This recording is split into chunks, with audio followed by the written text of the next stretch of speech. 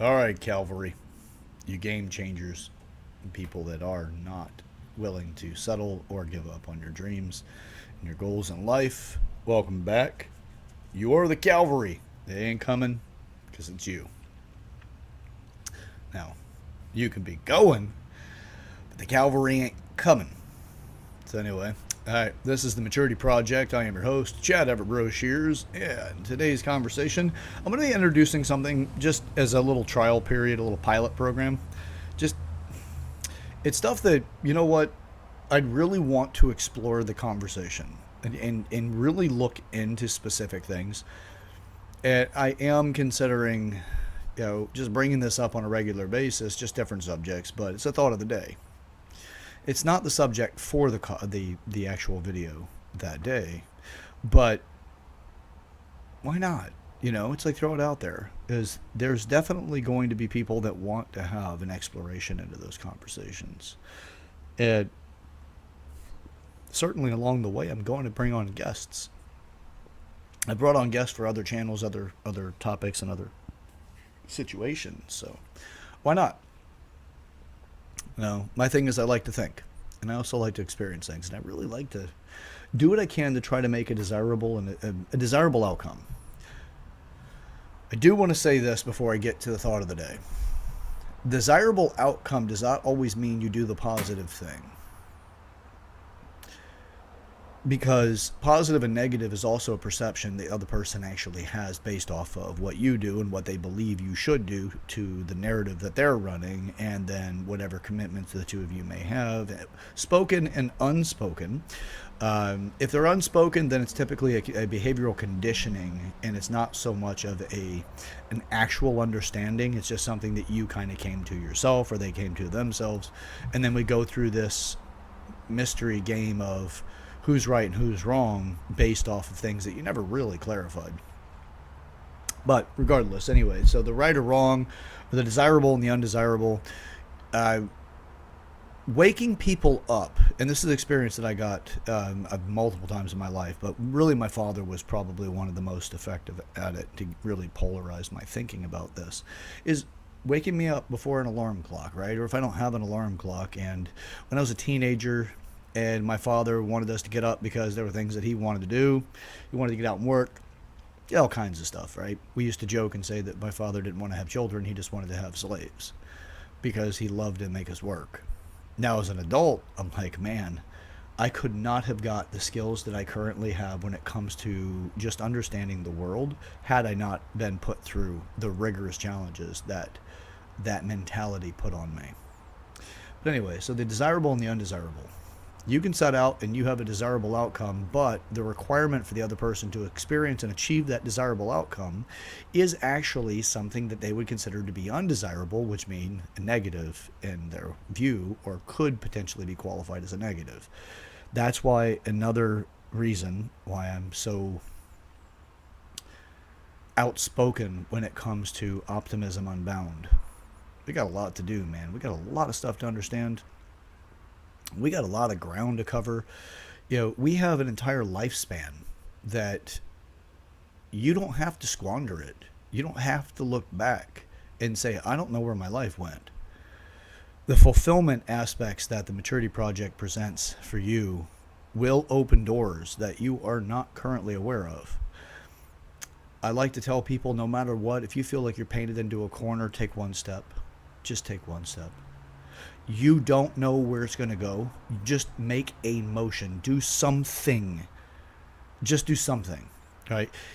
If you feel there's absolutely nothing you can do right now, and you're waiting because you don't know what to do because of these things, right? Whatever the situation is that may have you waiting, right?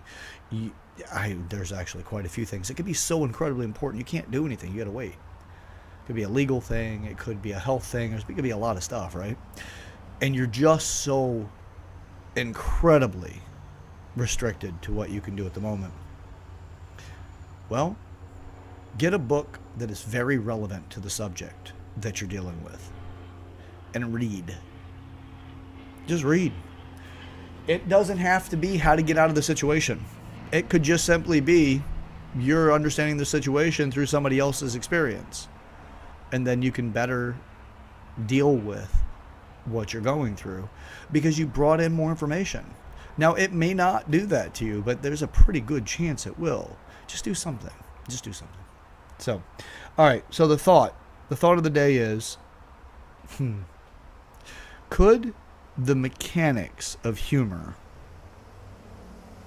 create the downfall of the community that you're relying on to achieve your goals? So, when we think about anything, there is a fundamental and or foundational position that we have in order to understand the thoughts that we have. There is a foundation to those thoughts. That foundation does take a specific degree of focus. When it's well established, you don't typically have to focus on that foundation as much. It's what gives you the confidence to step into the thing you have less confidence about, but is demanding more of your focus. So if you have an idea of something and you haven't quite been there before, you haven't quite accomplished that thing yet, you're still trying to figure that part out, you're going to be coming from something that you do have a bit more confidence in.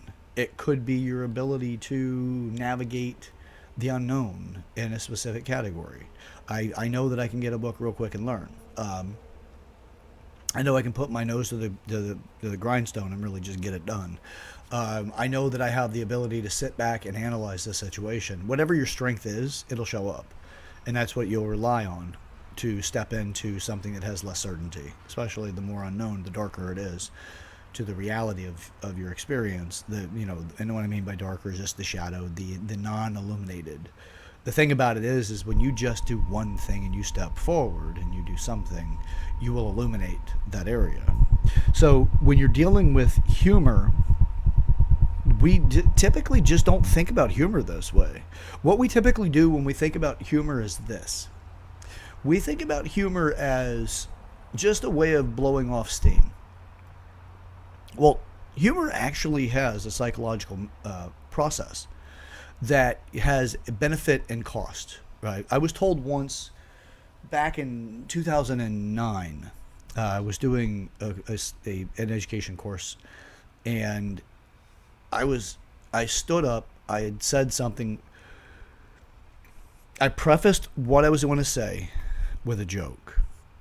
And then I said what I wanted to say that had depth and real views, something of real value to me. And then I closed it just as I went to sit down with another joke. And it really reduced the magnitude of what I had to say. And it left the audience, the people that had received or heard me say what I was saying, it left them with, well, he doesn't take himself that seriously, so why should we? It reduced the impact as a broad spectrum. Now, there's some people that were still there that were like, wow, that was incredibly insightful, and thank you so much, and, I really enjoy your humor, whatever. But here's the thing about humor is that it has a slippery slope value. Social media has really opened the door on this because now we've always had people in society that were trolls, right? People that really like to just screw with the norm, the status quo. People that not only like to screw with the status quo or the norm, but they also like to try to create their own degree of chaos. We've always had that. Punk rock was that for a period of time until punk rock became the establishment, the same as, Rage Against the Machines is the establishment. It's the thing that actually had them climb a ladder to success, and now that they're there, they're like, yeah. The simplicity of it is F you, I won't do what you tell me, to, F you if you don't take the shot because whatever, and the establishment says so. I'm like, wow. Live long enough as a hero to become the enemy, or to become a villain. Yeah. So anyway, but humor has been in that category for the longest time because humor takes real hard subjects like a jester to a king. The Joker, if you will, or the jester. The jester and the Joker are pretty much the same character whenever it comes to the king. What their job is to take the information. By the way, there was actually a strategy to a living with that. The king did not kill the jester because of the offensive statements. The king gave the jester a position to speak from, so he could, or well, the king, he could derive the truth of the populace from it. So as the king would experience the population of of his citizenship, there would also be the subculture. The forward culture is, if you don't do X, Y, and Z, the king may have you punished.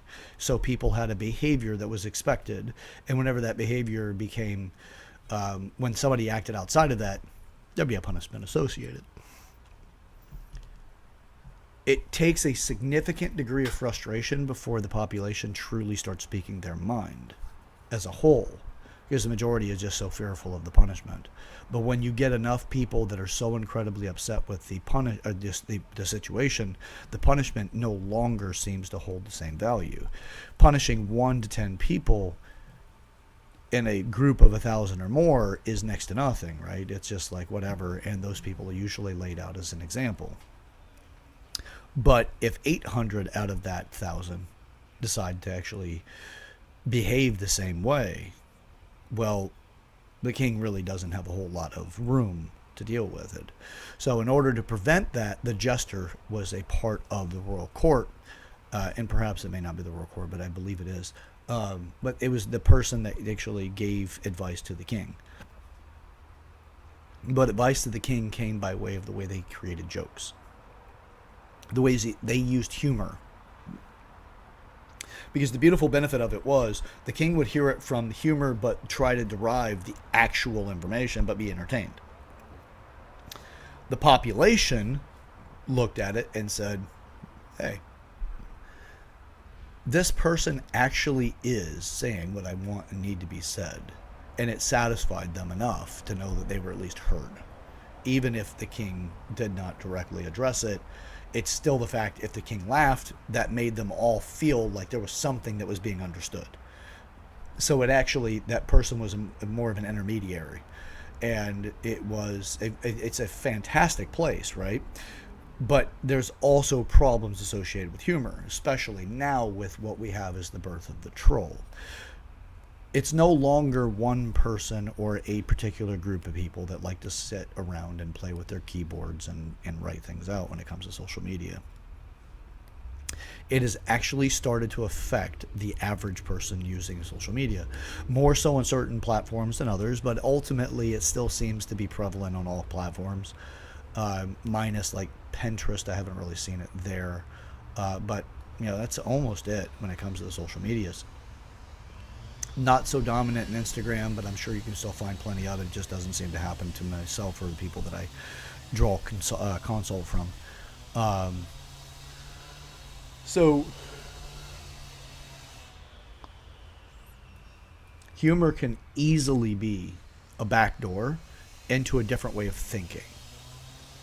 And that way of thinking, if it is entertained long enough by you, specifically, whenever it's the humor that you're using, the longer you actually entertain that, the more it starts changing your understanding and expressions about the modern world or the current world, or how you express in the current world against the past or future.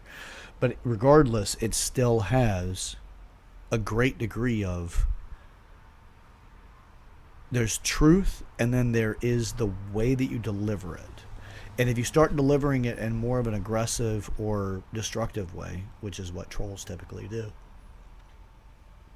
the more it changes who you are as a person, because you're thinking that way regularly. And what you think regularly, with the truth about neuroplasticity, then the more likely you are to actually create that process in thinking. So it becomes you. What you think it becomes who you are. So anyway, thought of the day, throw it out there, see what your thoughts are. Let's hear some more from you. Put a comment in the comment section if it has anything that's relevant to you, or if you would like to explore that a bit more. There's a very real chance that I will be tapping specific people from the comments section to be a guest, or if nothing else, a quick conversation with me on the show as well. So, all right, today's the topic of today is mental framing. Mental framing is completely your choice, but the majority of us have no idea that it is our choice because you're just doing what you've always done. And if you didn't have the intervention along the way to get you to understand that,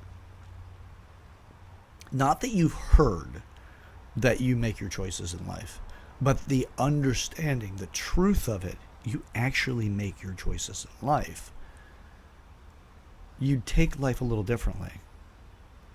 Because you would start putting sentries in place to prevent people from really taking advantage of your thinking processes or infecting you with thinking processes that are not as beneficial for you.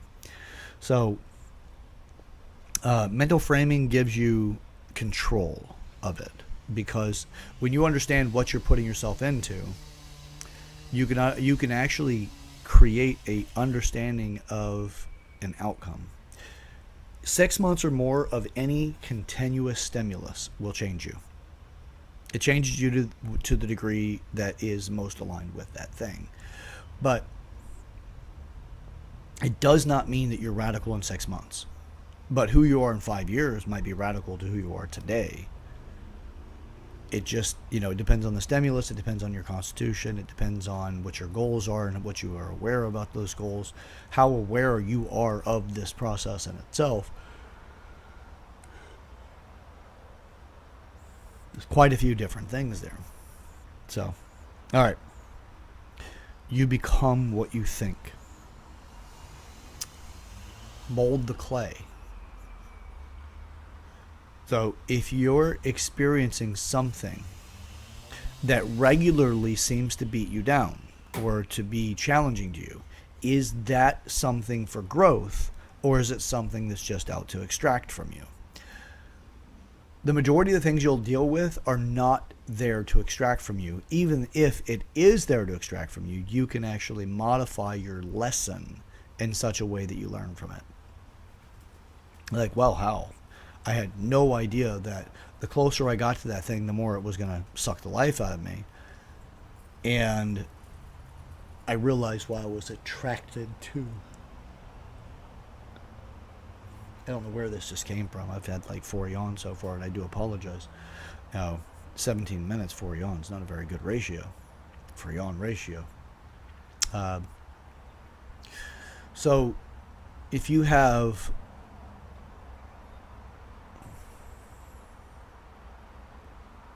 Pardon me, I jumped off of the yawns and it threw me off.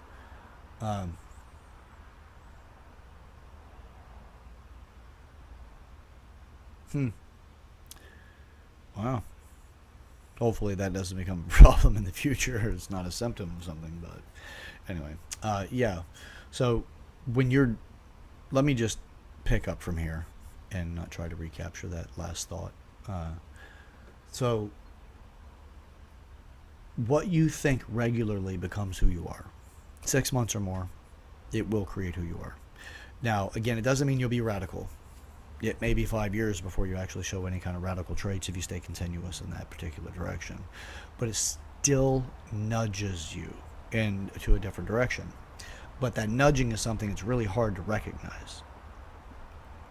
So be aware, because the majority of us are trained to take on somebody else's fight, not our own. We don't know how to take on our own fight. But what we do is, in this conversation, majority of it is thanks to, again, the wonderful influence of politics, is that the majority of us get so caught up, and social media as a whole really does show us this too.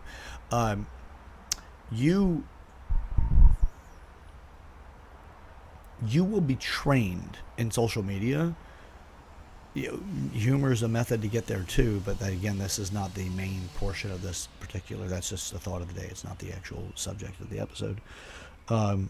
You will train yourself to look for somebody else's fight. And I'll promise you right now, the majority of people, by the way, I was thinking about this the other day too, is like, look, if somebody were to say, hey, here is a book on getting this particular business going, You do not need to know all of the variables in the absolute detail, but know these are areas of action. And when you put action into these areas, you will elicit this type of response. You connect all of these things in this particular pattern or patterns that are associated with this for success, you will see change in success. If you had that kind of manual for success, it would be so much easier than to just go, well, I want to start a very successful company. Well, you know what? I've been through a lot of different educations for successful companies. And I'll tell you that even though they're on the higher end, or at least they're well above the average, when it comes to knowledge and application, still leaves you with, I don't know if this is actually right for me. Because they don't frame it in a way to say this is what works in this particular industry, but you need to understand your resources in order to actually capitalize on this to make the best outcome. We're not given that luxury because why would you? I mean, why would you even think it? The majority of us are like, hey, that's success. We're not looking at the depth of knowledge or the depth of what's necessary in order to actually truly understand something. So, with that being said, the majority of us are being trained to take somebody else's fight on. Politics love it because that's what they want. They want an army of people that are so obedient, they will fight for you even if they don't understand what's true. Oh,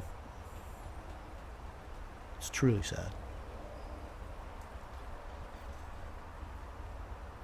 But taking on somebody else's fight, we're conditioned for it. There are benefits, right? Like understanding what the fight looks like, um, what to expect at times when it comes to fighting with somebody else. Um, but ultimately, taking on somebody else's fight will overstimulate you in the sympathetic and exhaust you to the point that you don't have enough left in you to take on your own fights that you really need to focus on. If you're in debt, what is it about debt that you need to learn and then apply? If you're having challenges in a relationship, what is it about relationships you need to learn and then learn how to apply? To apply.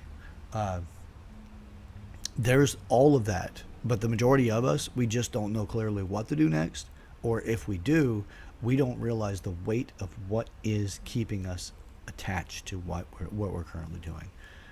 So I don't want to learn how to deal with my partner differently. I don't want to know what it's like to actually have a bigger gamble where one decision could actually ruin the entire future. Even if right now there are plenty of one decisions that could do it, you're just not focused on it. Yeah, it's fascinating to me how we do these things. So if we want to see real change, we got to do something to create real change. That's pretty much the simple version of it. You're going to have to go through some stuff, right? As the Spanish people would say, is you have to go through some mierda. Mierda.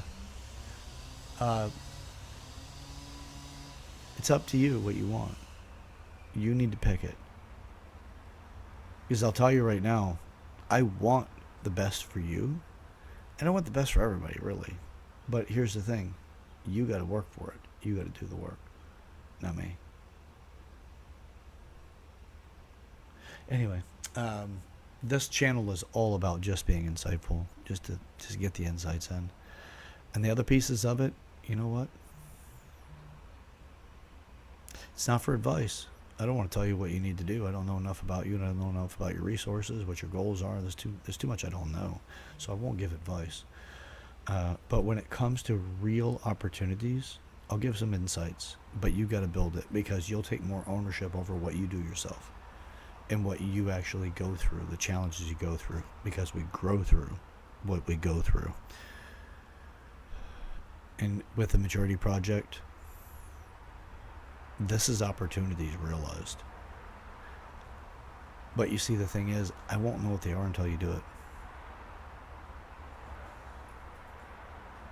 All right, well, that's it for today's episode. It is the, taking on somebody else's fight, we've got a crap ton of it, man. We do it all the time. We're conditioned to do it. You check into social media, somebody says something about your particular political candidate, or they say something about your particular industry that you work in, or whatever it is, and then you've got like this batch of information from all of the experience you've had with other people expressing themselves, and before you know it, you're actually taking on their fight. You don't even know it, but you associate yourself to that fight simply because it makes sense to. They did X, Y, and Z, and it makes sense to fight with them. It's just, we absolutely could have something different. I'm not advocating for some sort of utopia tomorrow, but we absolutely can make a big difference to the world. So you just got to understand it. Is when the more you take on somebody else's fight, the less energy you have for your own fight. And I can tell you right now, I need you to focus on your fight. Not everybody else's. Not somebody else's fight. It's yours. That's the one that I need you to focus on. Because you focus on that, you will make progress. You make progress in this education, you bring back to the education. Just because it's going to be the natural sensation that you'll have with it. It is that you want to see the best for others the same as I do. But it's going to take something to get there. So you have to go through some of these challenges. Some of those challenges are, hey man, you went through that fight again. You're in that sympathetic nervous system. There's two sides to the autonomic nervous system, which is sympathetic and parasympathetic. Parasympathetic is rest and recovery. Sympathetic is fight, flight, or what is that? Fight, flight, or retreat? No, that's flight. Fight, flight, or freeze is what it is. We got so much opportunity, man.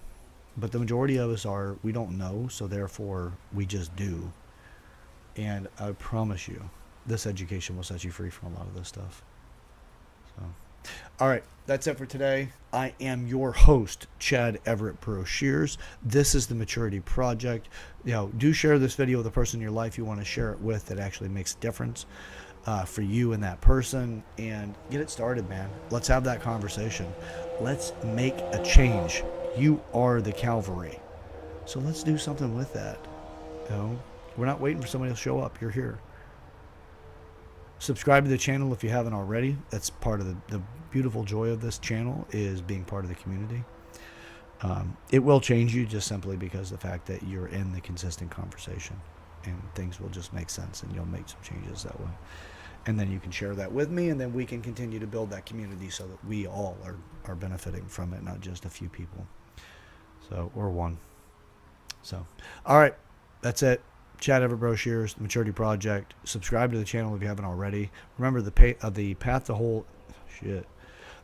to hell is paved with good intentions. Let's not make any more paths there.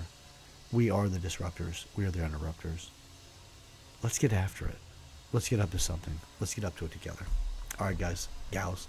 Remember, we grow through what we go through. That's our motto. All right, we'll catch you on the next one. See ya.